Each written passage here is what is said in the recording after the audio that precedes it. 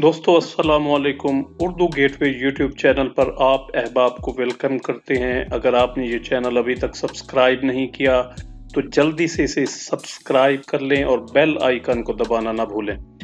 दोस्तों आज एक मर्तबा फिर मुस्लिम लीग नून के साबिक सेनेटर निहाल हाशमी ने कौमी इदारों के खिलाफ हर्जा सराई की है। इससे पहले भी उन्होंने अदलिया के जजों और पानामा GIT को बराह रास्त धमकियां दी थीं और कहा था कि अगर तुमने नवाज शरीफ के खिलाफ फैसला दिया तो तुम्हारे लिए, तुम्हारे बच्चों के लिए पाकिस्तान की जमीन तंग कर दी जाएगी, जिस पर चीफ जस्टिस ने सो मोटो एक्शन लेते हुए निहाल हाशमी को तौहीन अदालत का नोटिस भेजा और निहाल हाशमी ने अपने बयान पर माफी भी मांगी, लेकिन उन्हें 1 माह की कैद की सजा सुनाई गई और उन्हें सेनेटरशिप से भी नाअहल करार दे दिया गया।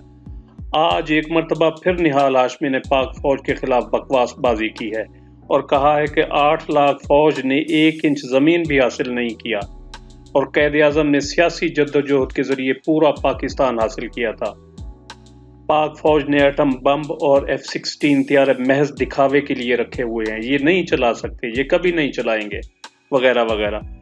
तो निहाल हाशमी साहब की खिदमत में गुजारिश है कि ये पाक फौज है जिसकी वजह से दुश्मन को पाकिस्तान की 1 इंच जमीन पर भी कब्जा करने की जुर्रत नहीं हो सकी।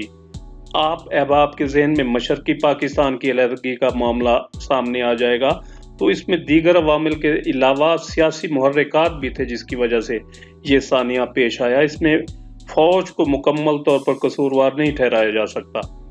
तो मैं गुजारिश ये कर रहा था कि ये पाक फौज है कि जिसकी वजह से दुश्मन को पाकिस्तान की 1 इंच जमीन पर कब्जा करने की जुर्रत नहीं हो सकी।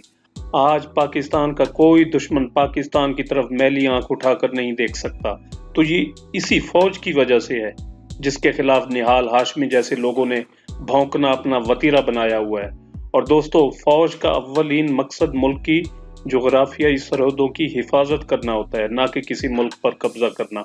इसी तरह हमारा एटम बम भी एक दिफाई हथियार है। निहाल हाशमी ने ये स्टेटमेंट देकर इंडिया की जबान बोली है।